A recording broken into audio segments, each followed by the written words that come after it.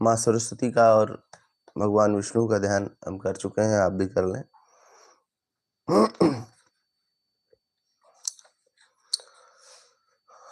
12वें अध्याय में सर्वप्रथम अर्जुन कहते हैं, एवं सतत युक्ता ये भक्ता इष्टाम पर्युपासते ये चाप्यचरम व्यक्तम तेषाम के योग वित्तमा।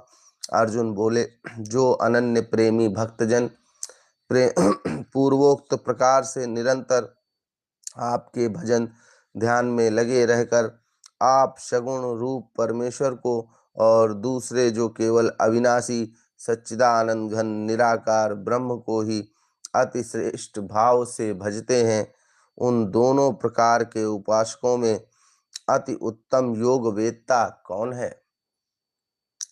श्री भगवान कहते हैं, मय्यावेश्य मनो ये माम नित्ययुक्ता उपासते श्रद्धया पर्योपेतास्ते में युक्त तमामताः। श्री भगवान बोले, मुझ में मन को एकाग्र करके निरंतर मेरे भजन ध्यान में लगे हुए जो भक्तजन अतिशय श्रेष्ठ श्रद्धा से युक्त होकर मुझ सगुण रूप परमेश्वर को भजते हैं, वे मुझको योगियों में अति उत्तम योगी मान्य हैं। ये त्वच्छर्म निर्देश्यम अव्यक्तम पर्युपासते सर्वत्र गम चिंतम च कूटस्थम अचलम ध्रुवम सन्नियम्येन्द्रियग्रामं सर्वत्र समबुद्धयः ते प्राप्नुवन्ति मामेव सर्वभूतहिते रताः। परंतु जो पुरुष इंद्रियों के समुदाय को भली प्रकार वश में करके मन बुद्धि से परे सर्वव्यापी अकथनीय स्वरूप और सदा एक रस रहने वाले नित्य अचल निराकार अविनाशी सच्चिदानंद घन ब्रह्म को निरंतर एक ही भाव से ध्यान करते हुए भजते हैं, वे संपूर्ण हितों के हित में रत और सब में समान भाव वाले योगी मुझको ही प्राप्त होते हैं। क्लेशो अधिकतरस्तेषाम् अव्यक्तासक्त चेतसाम् अव्यक्ता हि गतिर्दुःखम देहवद्भिर्वाप्यते।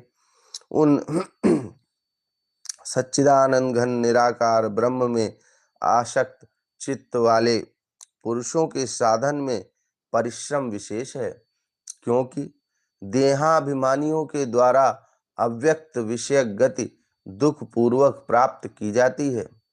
ये तु सर्वाणि कर्माणि मयि सन्न्यस्य मत्पराः अनन्येनैव योगेन माम ध्यायन्त उपासते।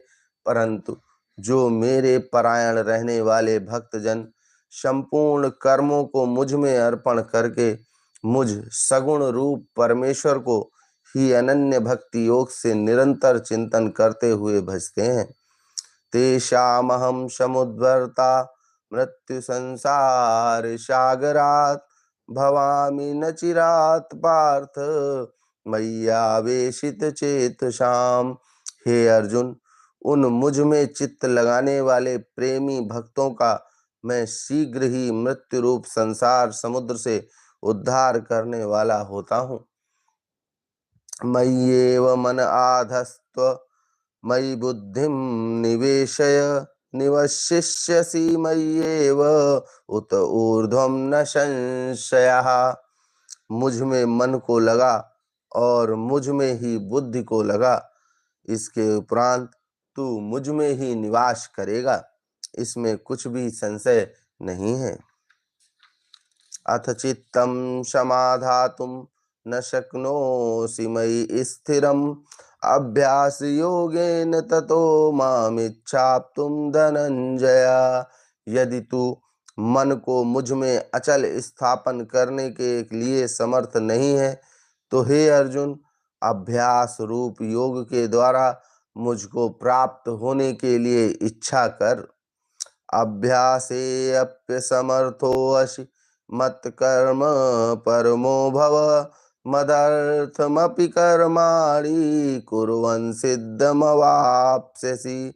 यदि तू उपयुक्त अभ्यास से में भी असमर्थ है तो केवल मेरे लिए कर्म करने के ही परायण हो जा। इस प्रकार मेरे निमित्त कर्मों को करता हुआ भी मेरी प्राप्ति रूप सिद्ध को भी प्राप्त होगा। यहाँ मेरे परायण से मतलब है स्वार्थ को त्याग कर तथा परमेश्वर को ही परम आश्रय और परम गति समझकर निष्काम प्रेम भाव से सती शिरोमणि पवित्रता स्त्री की भांति मन वाणी और शरीर द्वारा परमेश्वर के लिए ही यज्ञ दान और तपादि संपूर्ण कर्तव्य कर्मों के करने का नाम भगवत अर्थ कर्म करने के परायण होना है।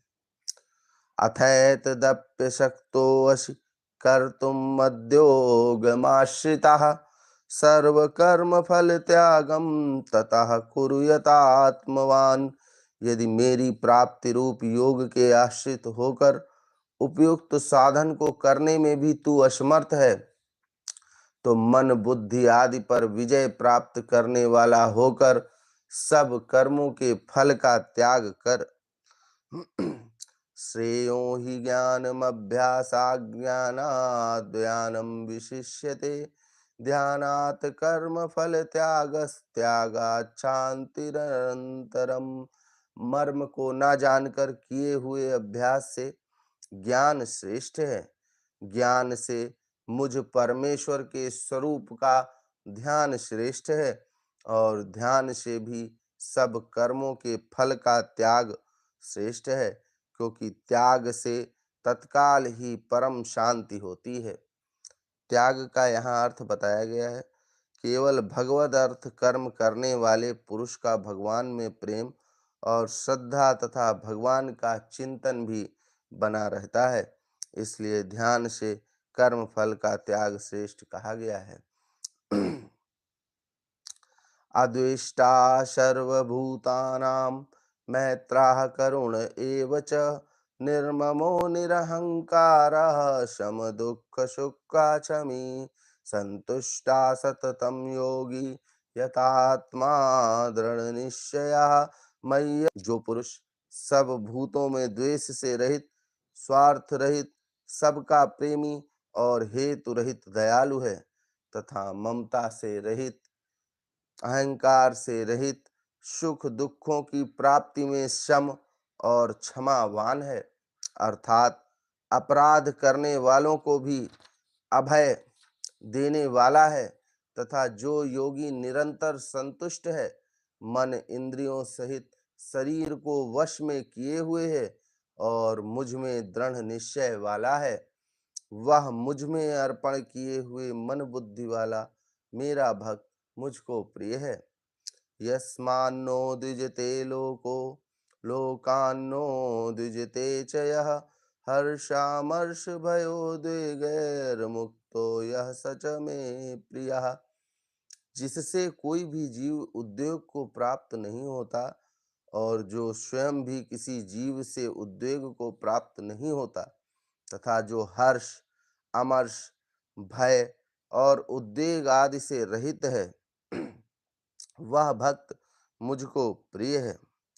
यहाँ अमर्ष का अर्थ बताया गया है दूसरे की उन्नति को देखकर संताप होने का नाम, संताप अर्थात द्वेष होने का नाम अमर्ष है। अनपेक्षा शुचिर्दक्ष उदासीनो गतव्यथा सर्वारंभ परित्यागी यो मद्भक्ता समे प्रियः। जो पुरुष आकांक्षा से रहित, बाहर भीतर से शुद्ध, चतुर, पक्षपात से रहित और दुखों से छूटा हुआ है, वह सब आरंभों का त्यागी मेरा भक्त मुझको प्रिय है। यो न हृष्यति न द्वेष्टि न शोचति न कांक्षति शुभाशुभ परित्यागी भक्तिमान्य समे प्रियः। जो न कभी हर्षित होता है, न द्वेष करता है, न शोक करता है, न कामना करता है तथा जो शुभ और अशुभ संपूर्ण कर्मों का त्यागी है, वह भक्ति युक्त पुरुष मुझको प्रिय है। समः शत्रौ च मित्रे च तथा मानापमानयोः शीतोष्ण सुख दुखेषु समः संग विवर्जितः। जो शत्रु मित्र में और मान अपमान में सम है तथा सर्दी गर्मी और सुख दुख आदि द्वंद्वों में सम है और आसक्ति से रहित है। तुल्य निंदास्तुतिर्मौनी संतुष्टो येन केनचित् अनिकेतः स्थिरमतिर्भक्तिर्मान्ये प्रियो नरः। जो निंदा स्तुति को समझने वाला, मननशील और जिस किसी प्रकार से भी शरीर का निर्वाह होने में सदा ही संतुष्ट है और रहने के स्थान में ममता और आसक्ति से रहित है, वह स्थिर बुद्धि भक्तिमान पुरुष मुझको प्रिय है। ये तु धर्म्यामृतमिदं यथोक्तं पर्युपासते श्रद्धाना मत्परमा भक्तास्ते अतीव मे प्रियाः। परंतु जो श्रद्धा युक्त पुरुष मेरे परायण होकर इस ऊपर की कहे हुए धर्ममय अमृत को निष्काम प्रेम भाव से सेवन करते हैं, वे भक्त मुझको अतिशय प्रिय हैं। इसी के साथ यह 12वां अध्याय यहीं पर समाप्त हो रहा है। सिया राम, जय जय राम।